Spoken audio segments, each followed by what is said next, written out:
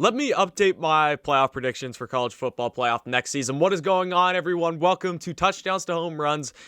I did this video, I think back in March it must have been. It was sometime around March Madness. We had that going on, and I released my initial way too early college football playoff predictions, going teams 6-1. So I had a first two out, and I had my top four teams.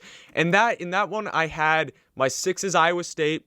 I had my 5 as Ohio State. I had my 4 as Georgia, 3 as Clemson, 2 as Oklahoma, and 1 as Alabama, I'm pretty sure. So we're now outside of spring football. Media days will be coming up soon, before you know it. Then summer will fly by, and then we'll be into the college football season, the 2021 college football season, which should be an absolute blast. I cannot wait for it. So with that, I thought, why not update my college football playoff predictions? Because my feelings have changed a bit. Some teams we've had some movements.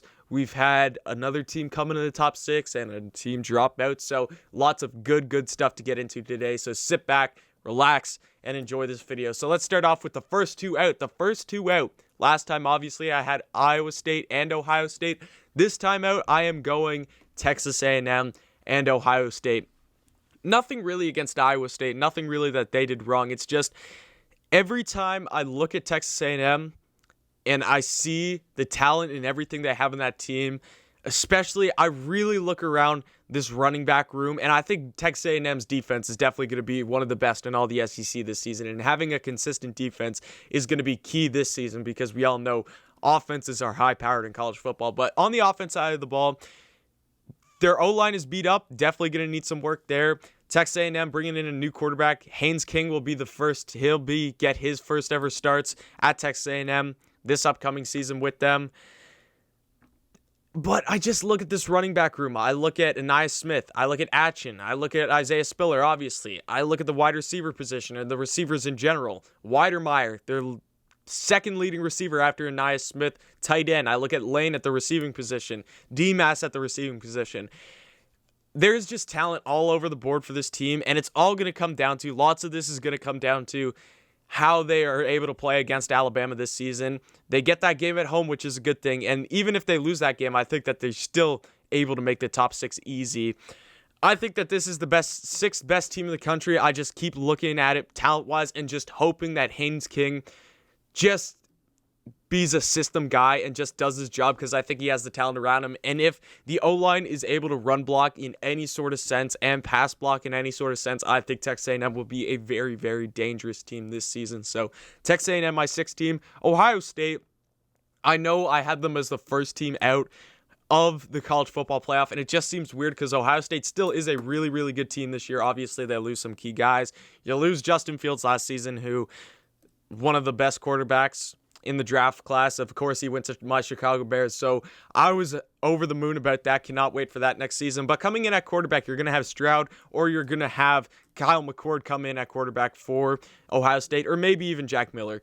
I can't wait to see if they do decide to go Kyle McCord, because we all know he's a freshman coming in, highly recruited freshman. If he does come in, I think Ohio State has one of, if not the best wide receiving cores in all of the country. Chris Olave, you look at Jackson Smith and Jigba. I know they did lose Jamison Williams. You look at Garrett Wilson, tons of talent all over the board. Julian Fleming also, tons of talent all over the board for Ohio State offensively. Defensively, they still lost some pieces. I still think that this D-line will be decent. Obviously, you lose guys like Sean Wade in the secondary going from last season. Just compared to the other 4 teams I have above them, Ohio State's still going to be really, really competitive, and if they make the college football playoff, I would not be shocked at all. But right now, I have them as my first team outside of the college football playoff. Let's get into number 4. Number 4, I have a team dropping back to number 4. Initially, my number 3, I have the Clemson Tigers.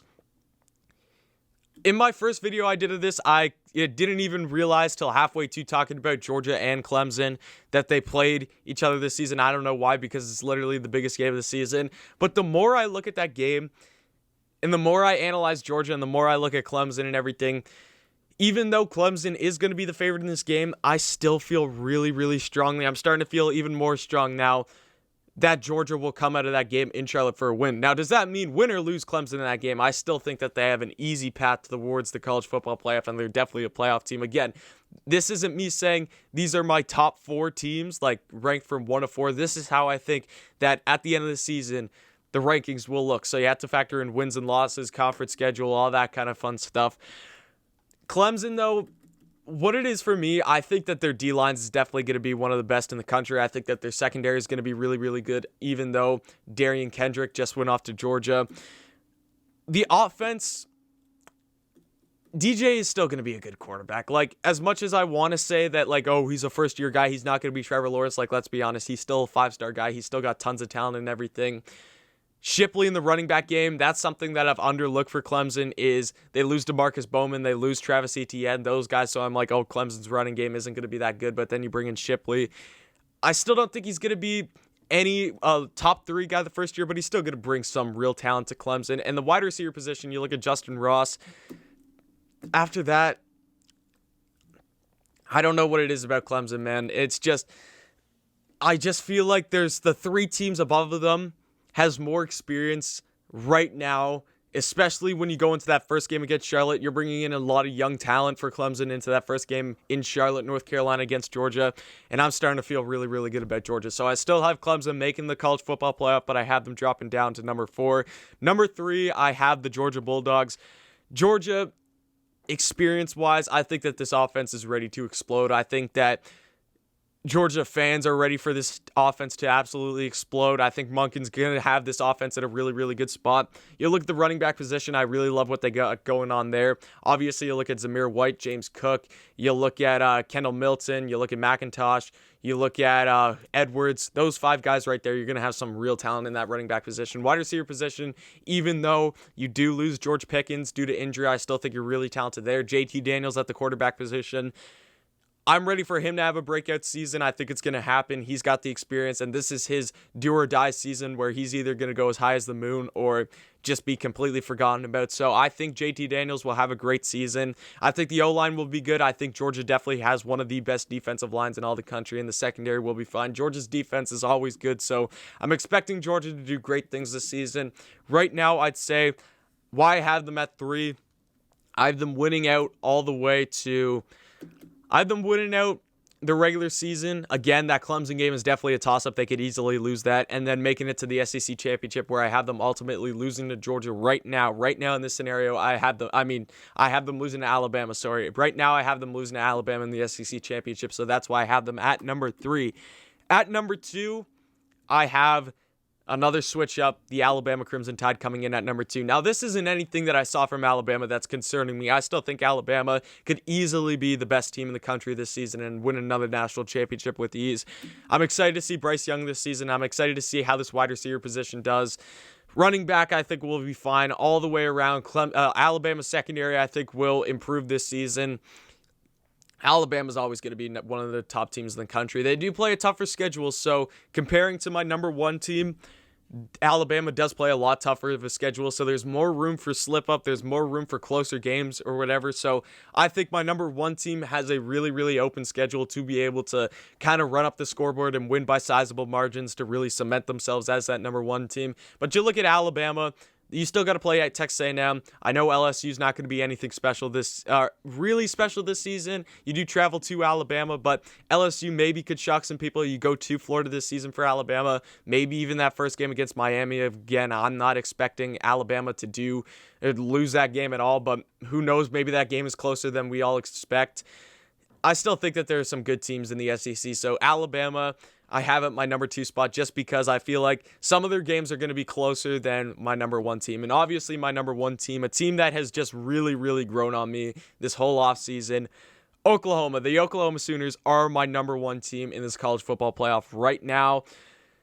Oklahoma, man, I just look at talent all across the board. I just look at the guys that they've constantly bringing in due to the transfer portal. I look at this defense specifically because you look at the offense. The offense is ready. The offense is not a question mark at all. Like, you look at the guys on this offense. Spencer Rattler, obviously one of the highest recruited quarterbacks. If not, I'm pretty sure he was the highest recruited quarterback in his class, which would have been 2019.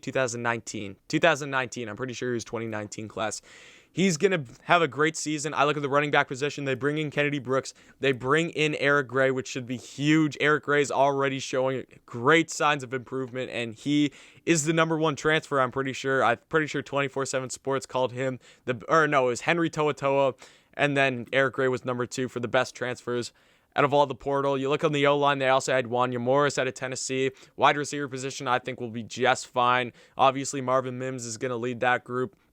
Defensively, though, there is so much talent and so much to be excited about. The guy that obviously you're going to be talking about is Nick Benito. But other than that, I think Oklahoma's defense is what's really going to make them a number 1 team this season. When you start seeing in the Big 12, these teams, because the defenses are getting better in the Big 12. If you have looked over the last couple of years, I know the years before that, the Big 12 defenses were terrible and scoreboards were being run up, but Big 12 defenses is getting better, and I think Oklahoma really, really leads the Big 12s in defense now, and they're going to go out and have an amazing season, and we're not going to notice it until we really get to the playoffs because, again, Oklahoma, you're going to play Iowa State, who probably is my first team out of the top 6 in this college football playoff ranking. You got to play Texas still. Other than that, they play Nebraska, which is an out-of-conference opponent.